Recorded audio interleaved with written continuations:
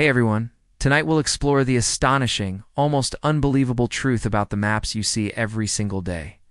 Did you know that Greenland, that giant, icy landmass at the top of the world on almost every map, is actually not much bigger than Mexico? But if you look at a standard map, it appears larger than all of South America, which is more than 8 times its size. After this, you will have a great story to tell about how the world as you know it has been lying to you your whole life. So, before we get too deep, take a moment to like the episode and subscribe, but only if you genuinely enjoy what I do here. If you have any fun facts about maps or bizarre history, drop them in the comments below. Now, prepare to have your mind expanded, and let's unravel these things you probably didn't know. The truth is, every world map is a lie. That's a strong statement, I know, but it's a necessary one. A map is a representation, and every representation has to make compromises. Imagine for a moment that you're holding a perfect, seamless, round orange. This orange is our planet. Now, your task is to flatten this orange peel onto a table without tearing it. Go ahead, try it. You can't. You can cut it, stretch it, or rip it, but you can't make it perfectly flat. This is the fundamental, inescapable problem of cartography. The Earth is a 3-dimensional sphere and a map is a 2-dimensional plane. It's impossible to transform one into the other without distorting something. Size, shape, distance, or direction. Every map you've ever seen, from the one hanging in your 5th grade classroom to the GPS on your phone, has made a deliberate choice about which of these things to distort and which to preserve. This isn't a conspiracy, it's a mathematical certainty. But the choices made by mapmakers throughout history have had profound consequences on our perception of the world. Think about the Mercator projection, the most common map you've encountered. It was created in 1569 by a Flemish cartographer named Gerardus Mercator. But he didn't create it to hang in a classroom. He created it for sailors. The Mercator map's key feature is that it preserves angles and shapes, which is incredibly useful for navigation. Ship's compass bearing is a straight line on a Mercator map, a rhumb line, which made it a revolutionary tool for plotting ocean voyages. You could draw a line from Lisbon to the Caribbean. As long as you held your compass steady on that bearing, you'd get there. This was a truly ingenious invention for the time, a brilliant feat of mathematics and artistry. But here's the bizarre and little-known detail. Mercator himself didn't intend for his map to be a representation of the world's true sizes. He was fully aware of the distortions. The further you get from the equator, the more stretched out things become. That's why Greenland looks so enormous. It's close to the pole, so it gets ballooned up, while Africa, which sits astride the equator, retains a much more accurate representation of its size. But who would have thought a tool created for 16th century sailing would shape our modern-day understanding of the world? This is a bizarre piece of forgotten history, a fun fact that reveals the true complex nature of cartography. We've been using a sailor's tool to learn geography, which is a bit like using a screwdriver to hammer in a nail. It works, sort of, but it's not what it was designed for. But the real question is, how did this specialized sailing map end up as the undisputed default map of the entire world? And what does that mean for our global perspective? The answer, as you'll soon discover, is far more complex and political than you might imagine. The problem with the Mercator projection, beyond just the size distortions, is how it fundamentally skews our perception of the world's geopolitical landscape. It makes the Northern Hemisphere, where Mercator himself and many European powers resided, look disproportionately large and important. Russia, Canada, and Europe dominate the top of the map, appearing massive and powerful. The southern continents, like Africa and South America, are shrunken in comparison, relegated to the bottom of the map, appearing smaller and less significant than they are in reality. This is what we call the orange peel dilemma in its most insidious form. That's just a mathematical necessity, but a cultural and political choice. Imagine you're an explorer in the late 16th century poring over a new Mercator map. It shows a vast expanse of the northern Atlantic, but the southern seas seem smaller, less important. This subconscious visual bias, baked into the very fabric of the map, would influence your decisions, your perception of power, and your understanding of global importance. It's a classic case of bizarre history. A mathematical solution to a navigation problem, inadvertently becoming a tool for cultural dominance. The map isn't just a tool for getting from A to B, it's a narrative about who matters. A quirky detail to illustrate this is the case of Gerardus Mercator's own life. While he was a master cartographer, he was also a religious scholar and a bit of an eccentric. He was known for his intricate, hand-drawn globes and maps, but his most revolutionary work wasn't even his navigation map. In 1554, he created a large, 21-sheet map of Europe that was so accurate and detailed it became the standard for generations. But a strange, almost overlooked fact about him is his work on cosmology. He believed in a hollow earth theory and was fascinated by the idea of an inner world, a bizarre belief that stands in stark contrast to his incredibly precise and scientific cartographic work. This dual nature, the precise scientist and the mystic philosopher, makes his legacy even more intriguing. He was a man obsessed with how things fit together, both on the surface of the planet and in the cosmos. Invention, the Mercator projection, was a testament to his precision. But its widespread use revealed a surprising disconnect between its purpose and its effect. Another little-known fact is that many people in the 16th and 17th centuries were skeptical of the Mercator Map S, used as a general-purpose world map. They knew it distorted sizes. In fact, other projections like the Good Homolocene projection, which looks like a flattened orange peel with all the wedges cut out, were far more accurate in terms of landmass size. But these maps were impractical and not visually appealing. The Mercator map, with its neat rectangular grid, was easy to produce and easy to understand at a glance. It fit neatly into a school textbook or a wall chart. The aesthetic appeal and convenience of the rectangular grid trumped accuracy for a general audience. It's a classic example of human convenience overriding factual fidelity. The Mercator map's dominance is a compelling example of a forgotten truth. The map we all grew up with was never designed to show us the world as it truly is. It was designed to help ships avoid getting lost. This simple, historical fact changes everything. It reframes our entire understanding of global power, geography, and history. But the real question is, if the Mercator projection is so flawed, why did it take over 400 years for someone to finally challenge its dominance and propose an alternative? And what happened when they did? The answer is a fascinating tale of a new kind of map, a political controversy, and a battle for the very soul of cartography. The challenge to the Mercator map came in 1974, and it was a political, not just a cartographic act. It was led by Arno Peters, a German filmmaker and historian, who introduced a new projection to the world. He called it the Peters projection, and its purpose was not navigation, but social justice. Peters argued that the Mercator map, by distorting the sizes of the developing nations of the global south, was a tool of European and American cultural imperialism. His map, he claimed, was a truthful, fair representation of the world, a map for all people. The Peters map did something radical and simple. It corrected the size distortions of the Mercator. On the Peters map, countries are shown in their correct relative size. Africa and South America now appear massive, dominating the map as they do in reality. Greenland shrinks to a more accurate, tiny sliver. This was an astonishing moment in cartographic history, surprising knowledge that flew in the face of everything people had been taught. The Peters map is an equal-area projection, which means that any two areas on the map have the same proportion to each other as the actual areas on the globe. But in solving the problem of size, it created a new one. It severely distorts shapes. Africa looks long and thin, and Europe looks squashed.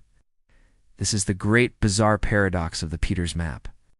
While it was hailed by organizations like UNESCO and many developing nations as a more equitable representation of the world, it was widely criticized by professional cartographers. They argued that Peters was not a cartographer by trade. His projection was actually a variation of one created by a Scottish cleric named James Gall over a century earlier. In 1855, this is a little-known historical event, the Gall-Peters. Projection was not a new invention, but a rebranding of an old one. This fact led to accusations of intellectual dishonesty and a fierce debate. The most quirky detail about this whole affair is how Peters marketed his map. He presented it with almost messianic zeal, claiming it was the first fair map. He sold it not on its technical merits, but on its moral ones. He wrote passionately about how a child in Africa looking at a Mercator map would feel a sense of insignificance, but a child looking at his map would feel a sense of power in place. The map, he insisted, was a mirror of social reality. This perspective was revolutionary, but it alienated the very community of experts who might have embraced it. The conflict between the Mercator and Peters maps was more than a technical dispute. It was a clash of ideologies. One map was a product of the age of exploration, of trade and empire. The other was a product of the post-colonial era, of social justice and a new global consciousness. This fact changes the way you look at maps forever. They are not just neutral documents. They are loaded with the values and intentions of the people who created them. The Mercator map was about power and navigation. Peters' map was about power and representation. But the real question is, which one is telling the truth? And is it even possible for a single map to do that? The controversy between the Mercator and Peters maps ignited what came to be known as the Great Map War. This wasn't a physical war, of course, but a heated public and deeply ideological battle fought in academic journals, classrooms, and news media across the world. The Society of Professional Cartographers, the bastion of the old guard, dug in its heels. They saw the Peters projection as a clumsy, amateurish attempt to impose a political agenda on a scientific discipline. They argued that its extreme shape distortion was just as misleading as the Mercator's size distortion, if not more so. A map where Africa looks long and skinny is not a map of Africa. It's an ideological statement. But Arno Peters was a brilliant public relations master.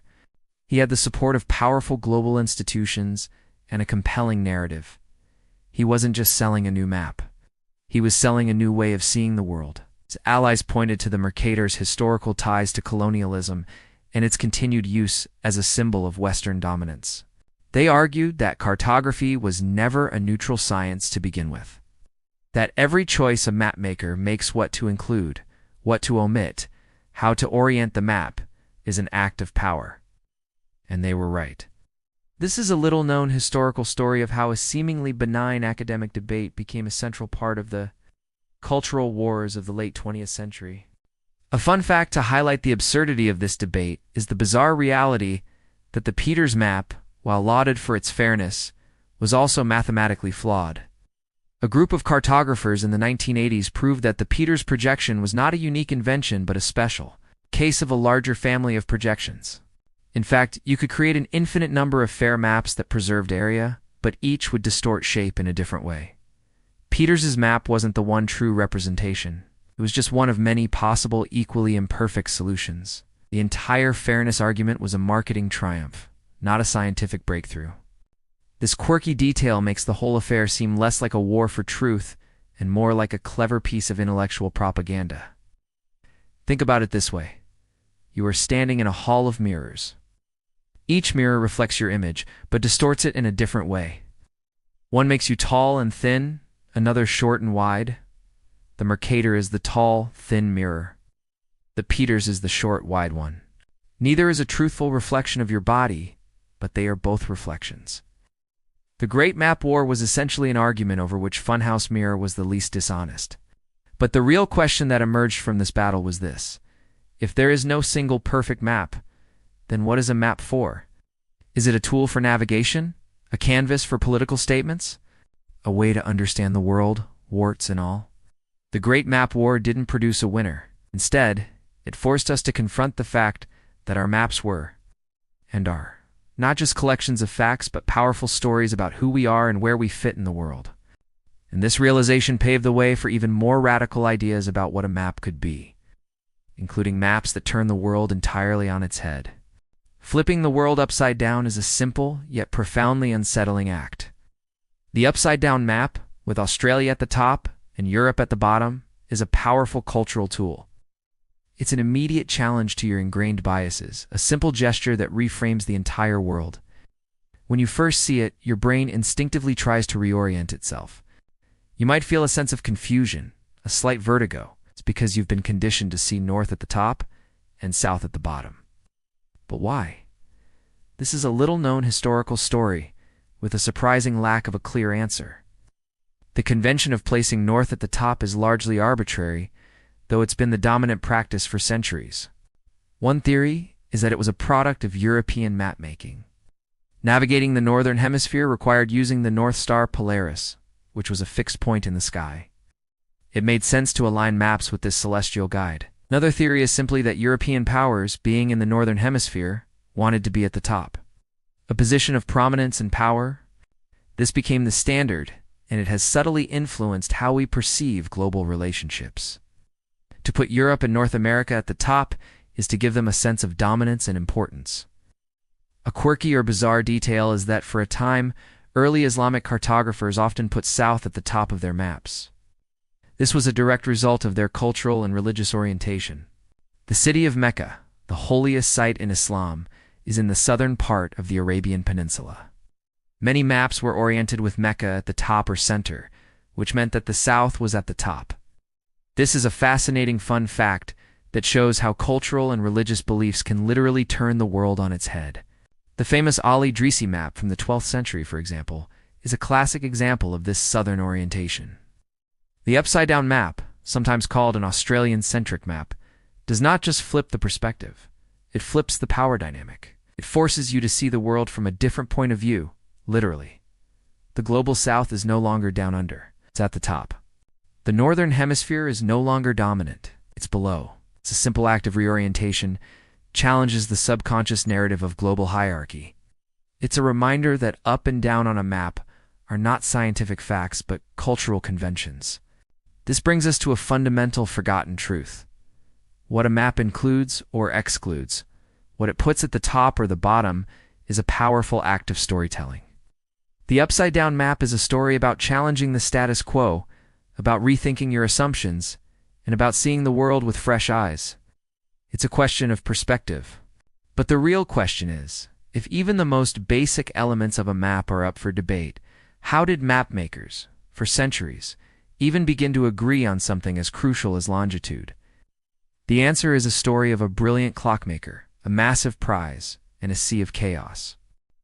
Before the invention of a reliable way to calculate longitude, a sailor at sea was essentially lost, even with a compass. He could know his latitude, his north-south position, by measuring the angle of the sun at noon, or the North Star at night. But longitude, his east-west position, was a total mystery.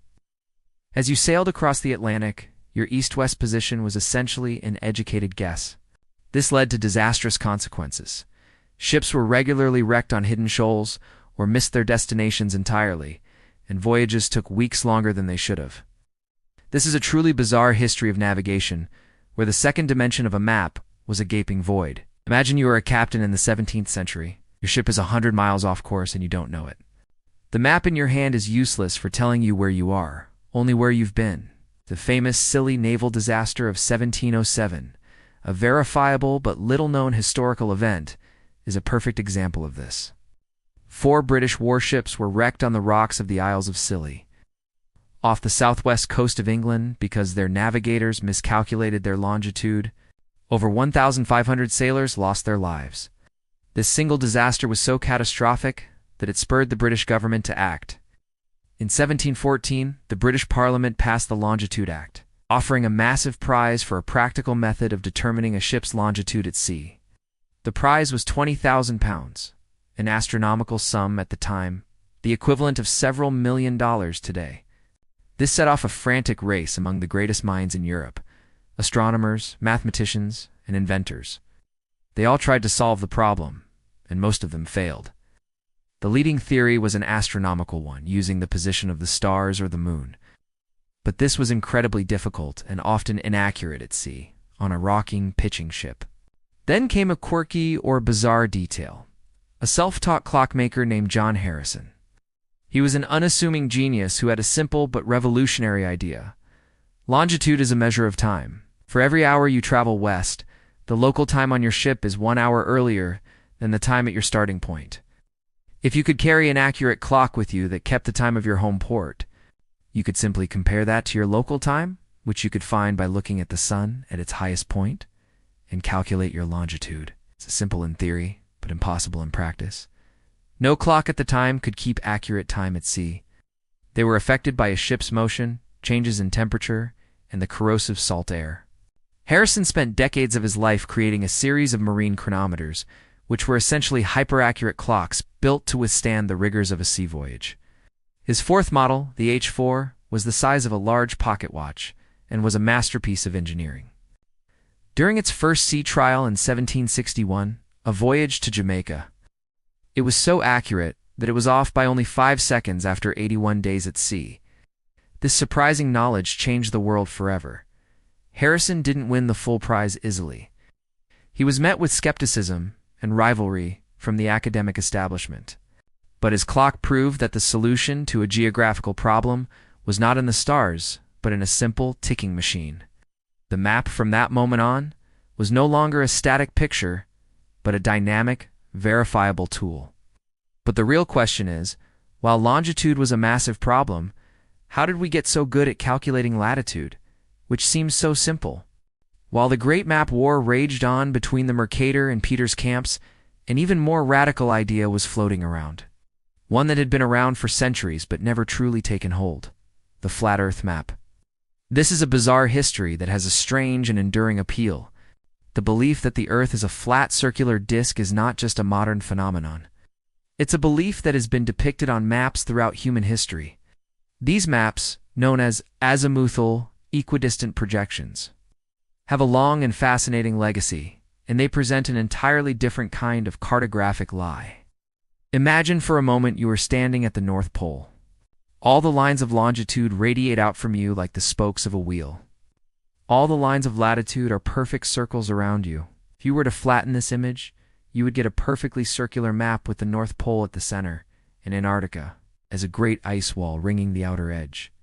This is the basis of many flat Earth maps. The most famous modern version is the logo of the United Nations. Yes, the United Nations official logo is an azimuthal, equidistant projection of the globe. This is a did-you-know fact that shocks almost everyone. They chose it because it shows all member states with a sense of equal importance, radiating out from the top of the world. But here is the quirky detail that makes this map fascinating. While it's great for showing things from a polar perspective, it severely distorts distances the further you get from the center. For example, on a standard flat Earth map, the distance between Sydney, Australia, and Buenos Aires, Argentina, looks incredibly short. In reality, it is a very long flight. These maps preserve some distances and directions from the central point, but at the cost of distorting everything else, especially in the antipodes. So while they are technically accurate in certain regards, they are completely misleading in others. This brings us to a little-known historical story. The ancient Babylonians and Egyptians often depicted the world as a flat disk surrounded by water. Their maps were less about accuracy and more about a theological or mythological understanding of the cosmos. The Ebstorf map, a large medieval map we'll talk about later, was a circular map of the world with Jerusalem at its center. Its purpose was spiritual, not geographical. These ancient maps weren't lying in the way a Mercator map lies. They were telling a different kind of truth, a mythological truth about a divinely ordered world. This raises a crucial point.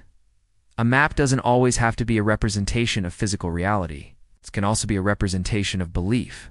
The persistent, though fringe, belief in a flat Earth and the corresponding maps are a powerful reminder of this. They are not simply mistakes. They are artifacts of a deeply held worldview that sees the Earth not as a spinning ball in space, but as a static plane. But the real question is, if the flat Earth map is so deeply flawed from a scientific standpoint, why does its visual representation continue to be so compelling to some people? And what happens when you take an equally radical but far more truthful approach to mapping, like flipping the entire thing upside down? Latitude, the north-south position on a map, seems so straightforward today. You just look at a map grid.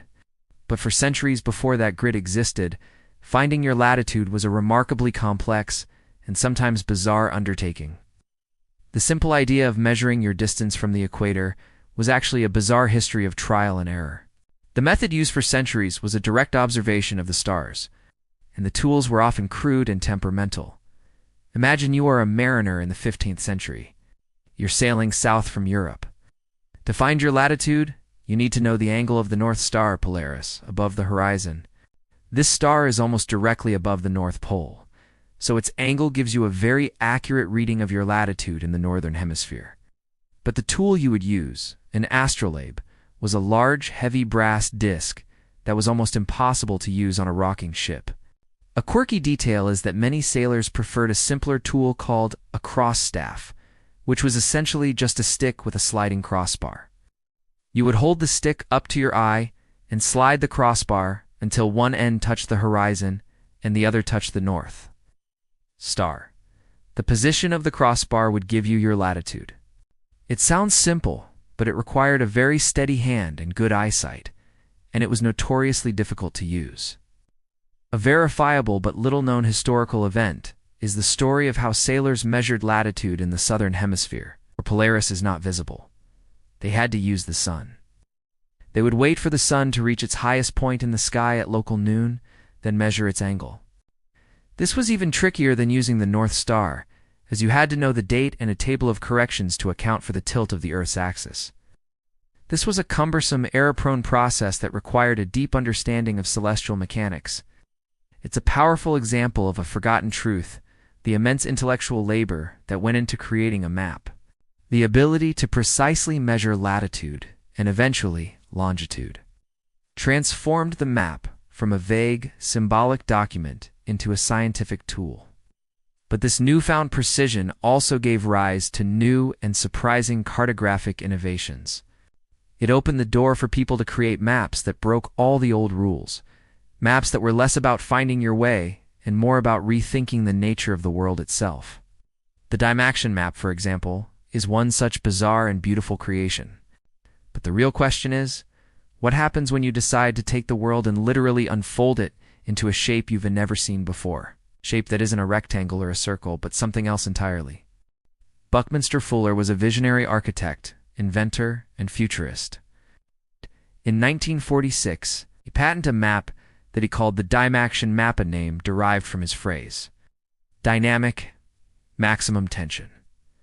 His idea was to create a map that showed the entire world on a single, uninterrupted surface, without the distortions of a conventional flat map. His map was truly revolutionary, a beautiful and bizarre solution to the orange peel dilemma. Imagine taking a perfect globe and projecting its surface onto the faces of a 20-sided geometric shape called an icosahedron. Now, imagine you could unfold this icosahedron and lay it flat. That's the Dymaxion map. It looks like a complex, abstract origami puzzle. It has no right side up, no top or bottom. It has no central continent. The continents are shown as a single landmass, all connected and floating in a vast single ocean. This is a verifiable but little-known historical event, the creation of a map that showed the world as a seamless whole, not as a collection of separate countries. A quirky or bizarre detail about the Dymaxion map is that it can be refolded in different ways to show different perspectives. You could make a map centered on North America, or on the Pacific Ocean, or on a single continent, and each would show the true relative size of the land masses with minimal distortion. This was Fuller's point. The map was not a static object, but a dynamic tool for understanding global relationships.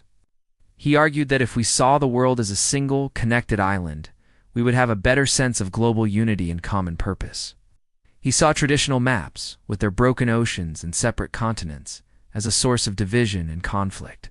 Fuller, a man known for his eccentricities and his commitment to doing more with less, even created a game called World Game, using the map to help people understand the world's interconnectedness and resource distribution.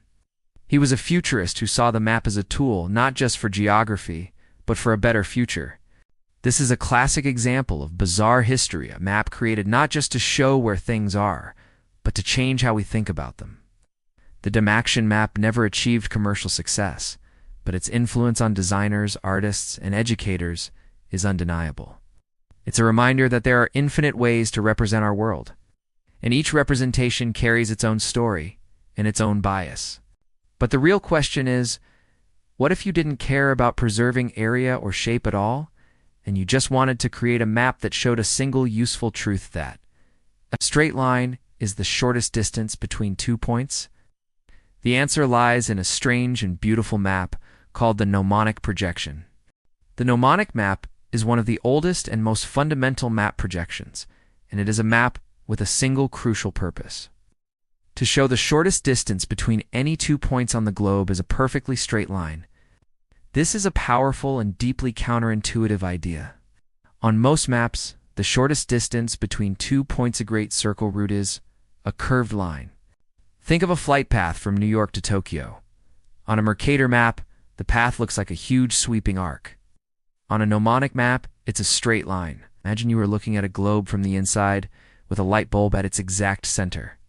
The light casts the shadows of the continents onto a flat piece of paper that is tangent to the globe at one point. That's the mnemonic projection. This is a little-known historical story of a projection that was used as early as the 6th century BCE by the Greek philosopher Thales of Miletus, making it one of the oldest known projections. Its main use for centuries was for astronomy, charting the paths of stars. But its greatest use today is in aviation and shipping, where great circle routes are the most efficient way to travel. A quirky or bizarre detail about this map is that it can only show less than half of the globe. Because of how it's projected, everything on the globe that is more than 90 degrees away from the center of the map is impossible to show. The map becomes distorted very quickly the further you get from the center point, with continents getting stretched out to infinity at the edges. So while it's brilliant for its singular purpose, it is completely useless as a general-purpose map. It's a specialized tool, a single-purpose knife in a world of multi-tools. This is a classic example of a forgotten truth about maps. They are not all created for the same purpose. The mnemonic map proves that a map can be both true in one way. Straight lines equals shortest distance, and false in almost every other way, severe shape and size distortion. It forces us to ask a fundamental question. What is the most important truth a map can tell? Is it the truth of distance, the truth of size, the truth of shape, or is it something else entirely? The answer, as the Great Map War proved, is that we often need different maps for different truths. But is there a way to combine the best of both worlds? A map that tries to be a compromise between the size-obsessed Peters map and the shape-obsessed Mercator? The answer, ironically, lies in the very dispute itself. The Gall-Peters compromise is an interesting and often misunderstood part of the map-making story. As the Great Map War reached its peak, a number of cartographers and geographers sought a middle ground. They argued that neither the Mercator nor the Peters map was the right one, because the very idea of a single perfect map is impossible. The solution was not to choose one map over the other, but to create a family of maps that each balance shape and size in different ways. A verifiable but little-known historical event is the fact that the Peters projection was actually a variation of a projection, first designed by James Gall, a Scottish clergyman. In 1855, Gall's original projection, the Gall orthographic, was meant to be a simple equal-area map. Peters, in the 1970s, independently rediscovered and popularized a very similar projection. When the cartographic community pointed this out, the debate intensified. The irony is that the map lauded for its fairness was not an original invention, but a representation of a century-old idea. A quirky or bizarre detail is that the UN, which had been using an azimuthal, equidistant projection for its logo, initially supported the Peters map as a more equitable representation of the world. But the controversy forced them to rethink their position. It became clear that the debate was less about the map itself and more about the cultural politics behind it. The compromise that emerged was to use different maps for different purposes and to educate the public about the inherent distortions in every single one. This is a forgotten truth. The map is not the territory. The map is a tool, and you have to know which tool to use. This is a classic example of bizarre history, where an academic dispute spills into the public sphere and forces a global conversation about power, representation, and truth. The Gall-Peters map, as it's sometimes called today, is a testament to this, a hybrid name that acknowledges the dual origin of the projection and the messy, complicated nature of truth. It's a map that doesn't try to be perfect, but honest about its imperfections. But the real question is, what happens when the lies on a map aren't a result of mathematical necessity, but are instead a result of a simple, frozen lie? The truth about Antarctica's size is one of the most shocking lies on our maps. You look at a standard world map, and Antarctica looks enormous, a giant white continent spanning the entire bottom of the globe. It appears to be much larger than Russia or China. But this is a complete illusion, a lie of projection. In reality, Antarctica is about 14 million square kilometers, making it the fifth largest continent. It is only slightly larger than Europe and not much more than a third the size of Africa. This is a powerful and very surprising knowledge that fundamentally changes your mental image of the world. Imagine taking a tennis ball and painting a small flat circle on the bottom. Now imagine trying to unroll that tennis ball onto a piece of paper. The little circle would be stretched out into a massive, distorted line. That is exactly what happens to Antarctica on most maps. The Mercator projection, in particular, treats Antarctica not as a continent, but as an infinitely long line at the bottom of the map, a massive white bar. It's not a continent at all. It's a byproduct of the map's geometry. This is a bizarre history of a continent that is simultaneously a real place and a cartographic fiction. A quirky or bizarre detail is that, until the 19th century, Antarctica was just a theory. An unknown southern land that mapmakers drew on their maps to balance the massive landmasses of the northern hemisphere. They called it Terra Australis, and its supposed size and shape were entirely a work of fiction. This is a forgotten truth that for centuries, maps contained continents that didn't exist, simply because they felt they had to be there for the world to be balanced. It's a great example of a map not reflecting reality, but rather a human belief about what reality should look like. The truth is, Antarctica is a lie on our maps. It is distorted to such an extent that it bears almost no resemblance to its true size and shape. This is an incredible example of how the map you carry in your mind is a product of these cartographic deceptions. It's not just Greenland that is a victim of the Mercator projection. It's the entire southern hemisphere. The distortions are so profound that they have almost certainly influenced our perception of global importance, making the northern hemisphere feel bigger, more dominant, and more significant. But the real question is, if the size of an entire continent can be a lie, what about something smaller, like an entire sea? What happens when a body of water simply vanishes from a map? The Arctic Sea hoax is a strange and enduring lie that existed on maps for centuries. For generations, cartographers would draw a vast, open sea at the top of the world, a mythical passage that would allow ships to sail from the Atlantic to the Pacific without having to go around the continents.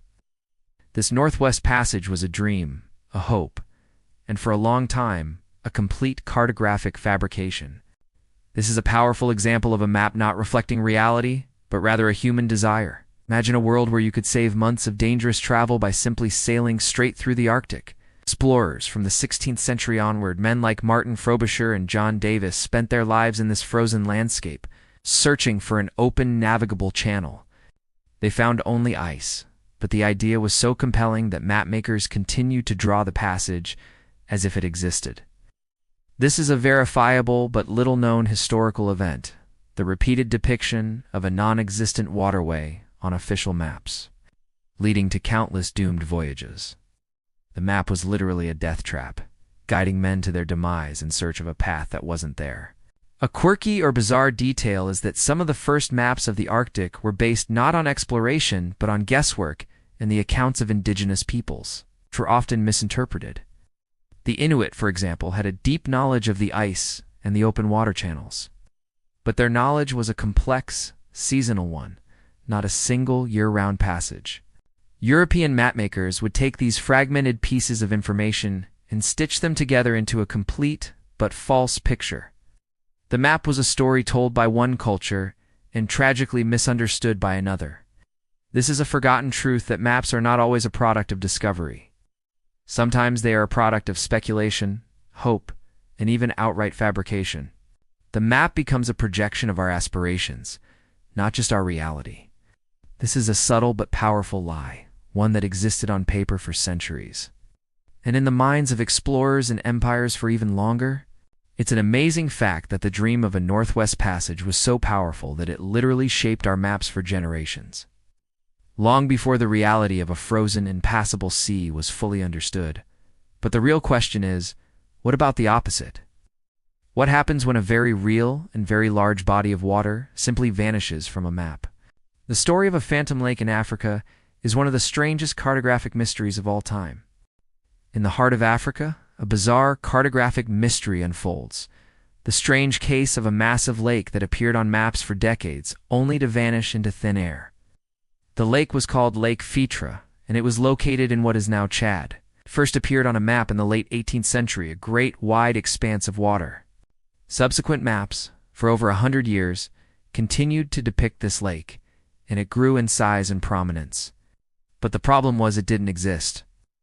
This is a little-known historical story about the power of cartographic inertia. An early explorer, or perhaps a mapmaker, made an error, drawing a large body of water where there was none.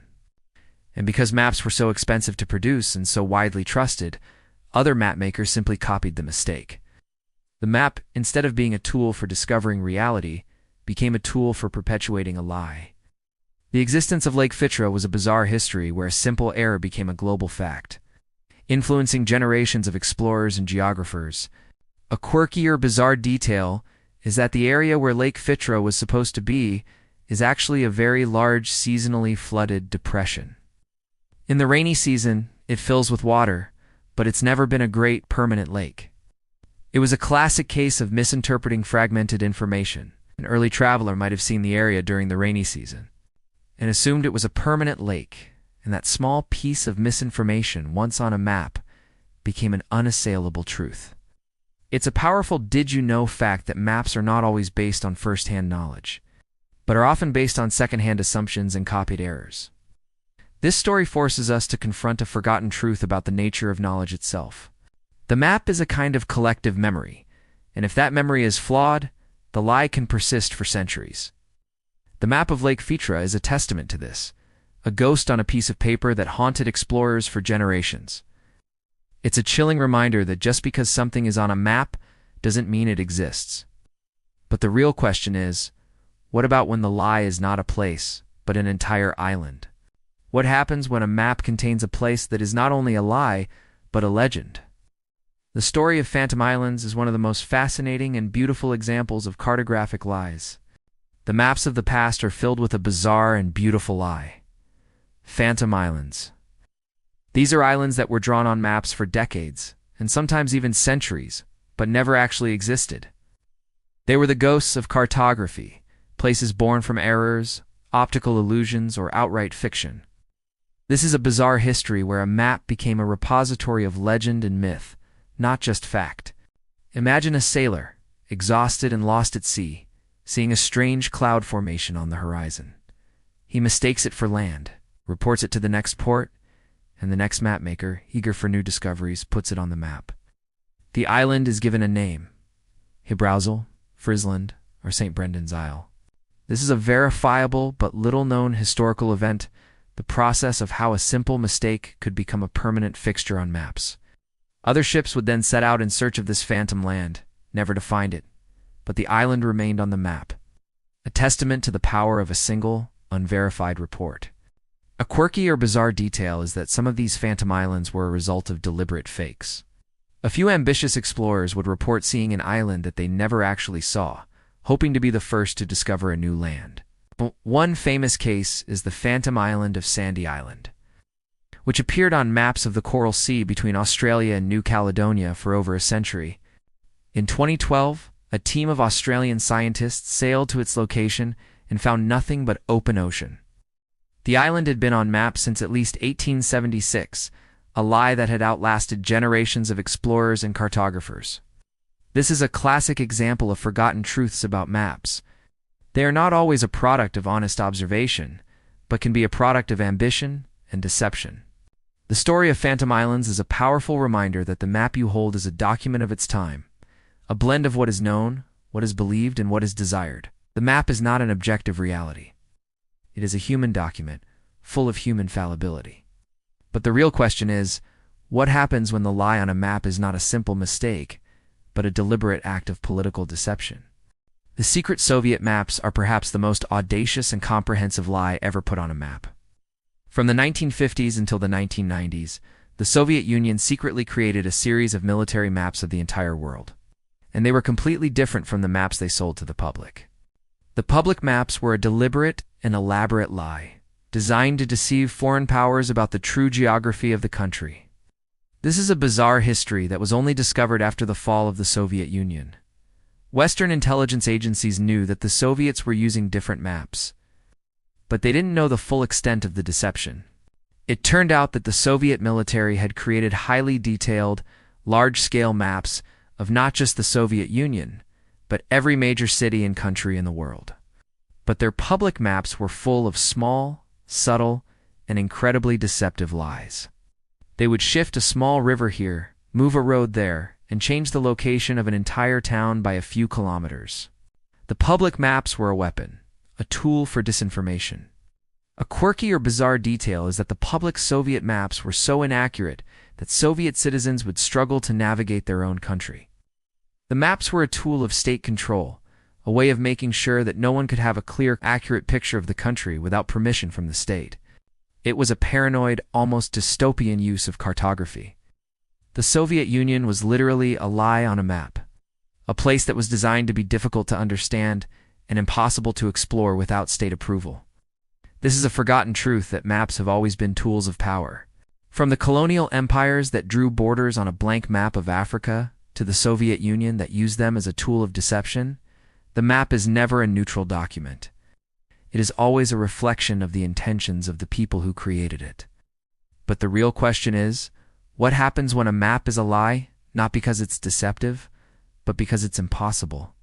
What is the most complex, beautiful, and ultimately impossible map ever created? The answer lies in the Map of Babel. The Map of Babel is not a real map in the traditional sense. It's a hypothetical map, a philosophical problem that perfectly encapsulates the lie of cartography. The idea, often attributed to the writer Jorge Luis Borges, is a map so detailed and so accurate that it is the exact same size as the country it represents. A 1-to-1 scale map. Imagine a map of your city that is the size of your city. It would be an impossible, useless, and beautiful lie. This is a bizarre history of a philosophical idea, a thought experiment that forces us to confront the nature of representation. The map, in this case, would no longer be a representation of the territory. It would be the territory itself. It would have all the details, all the streets, all the houses, all the people. It would be a perfect map, and therefore it would be useless as a map. It would be an exact replica, which means it would be just as difficult to navigate as the real thing.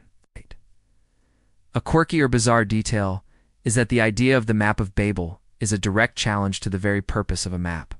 A map is supposed to simplify. It's supposed to omit details to make the world understandable.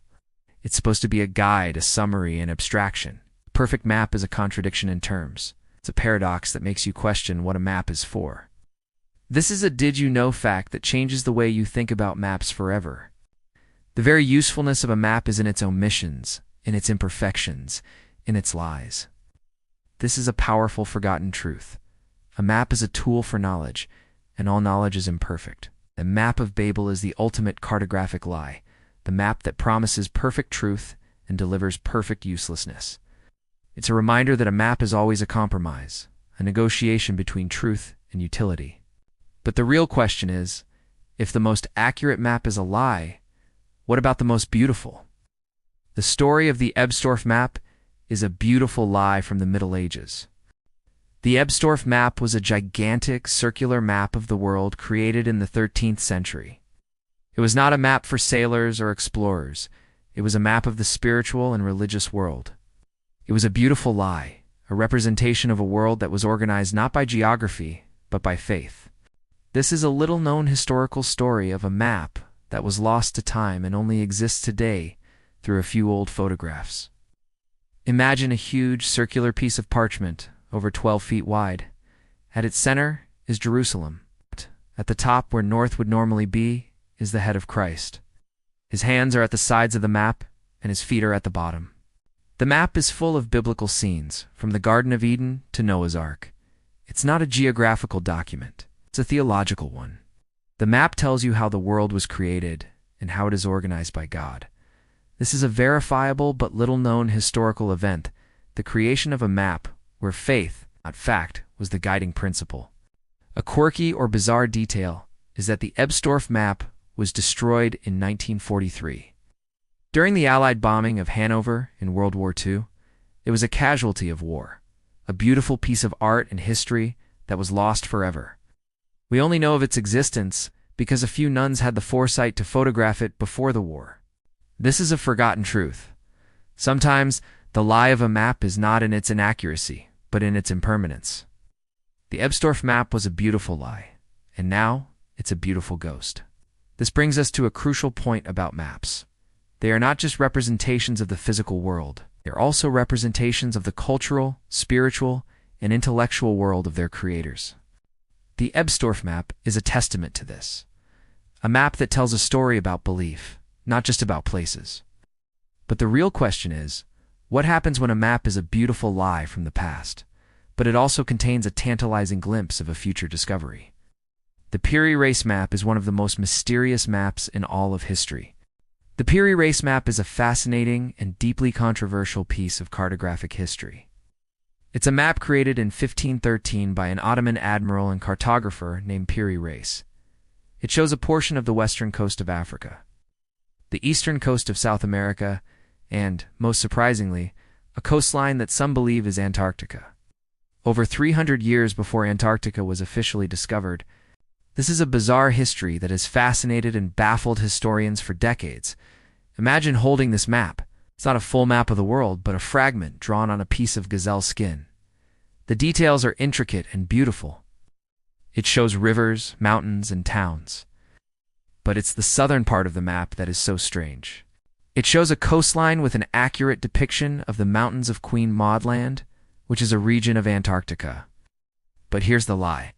The Piri Reis map shows this coastline without any ice.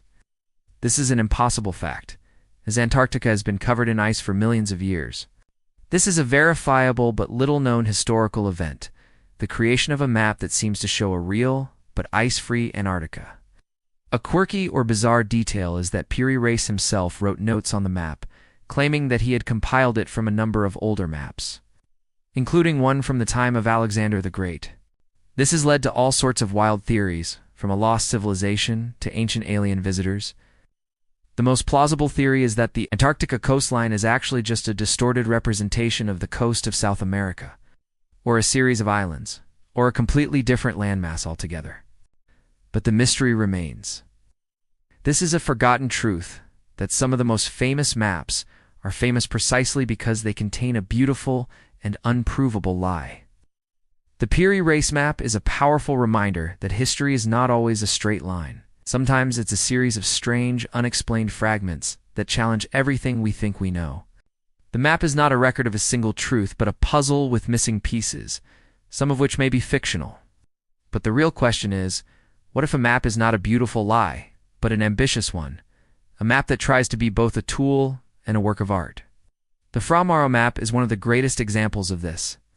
The Fra Mauro map is one of the greatest cartographic masterpieces of the medieval world. Created in the 15th century by a Venetian monk named Fra Mauro, it was a massive, circular map of the world that attempted to correct the errors of the past and create the most accurate map of its time. It was an ambitious and beautiful lie. Imagine a map over 6 feet in diameter, drawn with incredible detail and artistry. It shows the world from a unique perspective, with south at the top, a convention that was common in the Islamic world, but rare in Europe. This is a verifiable but little-known historical event, the creation of a map that defied the conventional, European way of seeing the world. Fra Mauro relied on the accounts of travelers, merchants, and sailors, and he actively rejected the biblical and mythological conventions of earlier maps.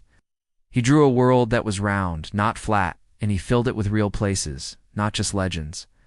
A quirky or bizarre detail is that Fra Mauro's map contained a very specific and wrong depiction of the southern tip of Africa, which he drew as a peninsula that you could sail around. This was a lie, a beautiful guess based on the accounts of travelers. The tip of Africa was not actually rounded and navigable until Vasco da Gama rounded it in 1498, decades after Fra Mauro's map was created. This is a forgotten truth that even the greatest maps are often a mixture of fact and educated guesswork. The map was a lie, but it was a lie that was a step toward a greater truth. The Fra Mauro map is a testament to the power of human curiosity and the desire to understand the world. It was a map that tried to be honest and accurate, but it also contained a beautiful lie, a vision of the world that had not yet been proven. It was a map that was both a product of the past and a beacon to the future. But the real question is, what happens when a map is a lie, not for a beautiful reason, but for a terrible one? What happens when a map is a weapon? Maps have always been powerful tools, but they have also been weapons of war and propaganda. The map as a weapon is a bizarre history of how cartography has been used to justify invasions, to erase cultures, and to manipulate public opinion. The map's most insidious lie is that it presents an objective reality, when in fact, it can be a tool for the most subjective and destructive of human endeavors. Imagine a map of a country with a contested border. A mapmaker, working for a national government, can draw that border to include a disputed territory, thereby claiming it for their country. The map becomes a justification for a future invasion.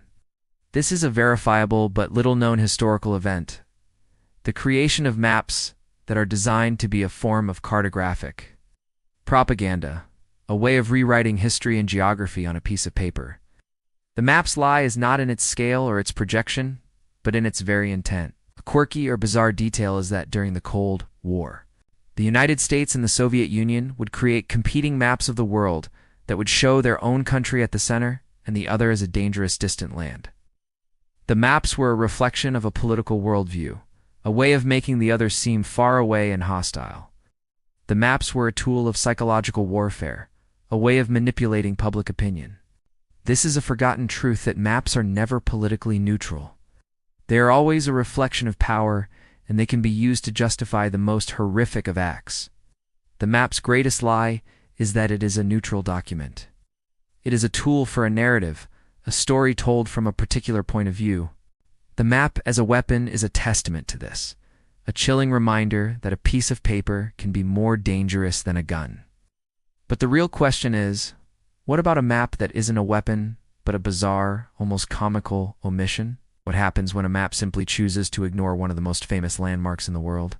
The story of the Great Wall of China's missing map is one of the strangest omissions in all of cartography. The Great Wall of China's missing map is a little-known historical story of a bizarre omission. For centuries, Western maps of China, even highly detailed ones, completely omitted one of the most famous man-made structures in the world. The Great Wall of China, a structure so large that it is visible from space, was simply not on the map. This is a perplexing and a strange example of a cartographic lie. Imagine a map of Europe that doesn't show the Eiffel Tower or the Colosseum. It seems impossible. Western mapmakers either didn't know about the Great Wall or didn't consider it important enough to include on their maps. This is a verifiable but little-known historical event. The fact that a structure that had been built over thousands of years was simply a non-entity on Western maps. The map's lie was not a lie of commission, but a lie of omission. A quirky or bizarre detail is that the first accurate maps of China were not made by Europeans, but by Chinese cartographers. But their maps were not widely circulated in the West, and Western mapmakers continued to rely on older, less accurate sources. This is a forgotten truth that knowledge is not always shared, and that the map you hold is often a reflection of what its creators know, not what is actually out there. The Great Wall was a lie on the map, not because it was a secret, but because it was a forgotten truth. This brings us to a crucial point about maps. They are a reflection of human knowledge, and human knowledge is always incomplete. The Great Wall's missing map is a reminder that the map is always a work in progress, and that even the most famous truths can be absent from it. But the real question is, what happens when the map you're holding isn't a lie, but is instead an impossible challenge? The map of Babel is the ultimate cartographic lie. But what about the lie in your hand? The map in your hand is the most ubiquitous and trusted map in human history. The one on your phone. It's a miracle of technology. A map that knows where you are at all times. A map that can guide you to any location on Earth.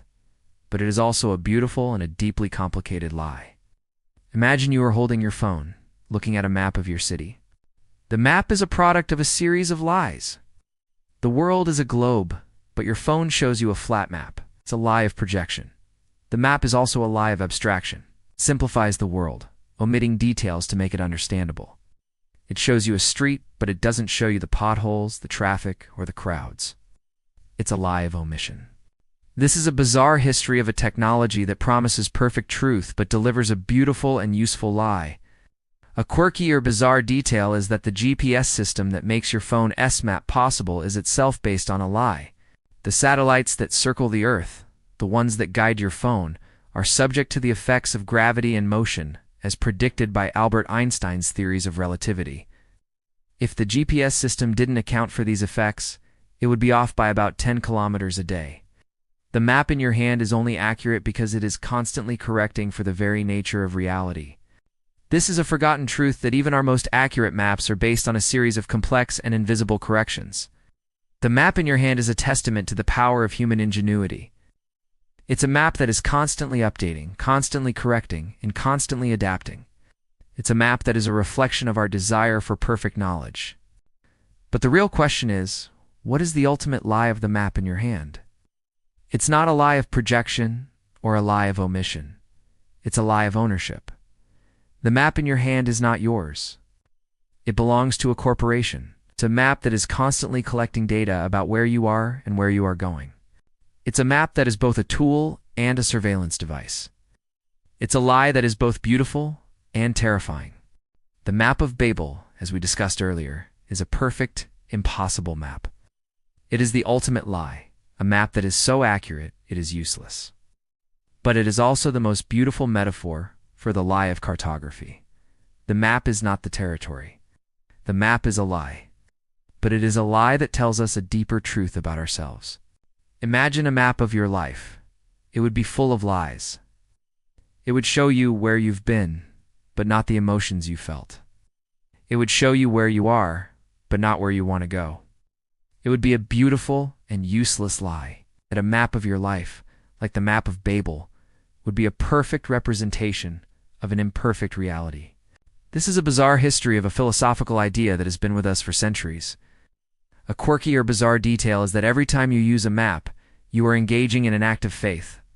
You are trusting that the map is telling you the truth. You are trusting that the map maker was honest and that the data is correct. You're trusting that the lie of the map is a useful one. This is a forgotten truth. The map is not just a tool. It is a contract, an act of faith between the map maker and the map user. The map is a lie, but it is a lie that helps us navigate an impossible world. It is a lie that helps us find our way home. It is a lie that helps us understand our place in the universe. But the real question is, if the map is a lie, what is the truth? The truth is that the map is a reflection of ourselves. It is a reflection of our fears, our desires, our hopes, and our dreams. The map is a lie, and we are the liars. We've journeyed through a world of lies, from the frozen distortions of Greenland to the phantom islands of the open ocean. We've seen how maps can be tools of power, weapons of propaganda, and beautiful, impossible works of art. The map is a lie. It is a beautiful lie. But what does it all mean for you, the person holding the map in your hand? The next time you look at a map, I want you to remember the orange peel dilemma. I want you to remember that every map is a compromise. It is a negotiation between truth and utility. It is a lie that is designed to help you. And I want you to remember that the map is not just a reflection of the world. It is a reflection of the people who created it. It is a reflection of their biases, their beliefs, and their fears. The map is a lie. But it is a lie that helps us to see the world. It is a lie that helps us to find our way. It is a lie that helps us to dream. The map is a tool for knowledge, and all knowledge is imperfect, but it is a beautiful, necessary imperfection. The map is a testament to our desire to understand the world, and to our ability to create beautiful lies that help us to do so. The map is a lie, and it is the most beautiful lie of all. As the final echoes of our journey fade, I want you to take a moment and feel the weight of this new understanding. The maps you've trusted your whole life, the ones that guided you, that taught you, they were never perfect. They were just the best story we could tell at the time. Close your eyes and let go of the neat, clean images of the world you've always held. Let the continents shift, let the poles move, and let the truth of their imperfect shapes settle in. The world, in its true, glorious form, is a sphere, and and we can never capture its full wonder on a flat piece of paper. The maps we use are not a destination, but a promise of a journey. A whisper of a world too complex and too beautiful to ever be truly contained. So, find your own path. Ask your own questions. And remember that the greatest truths are often found in the most beautiful lies.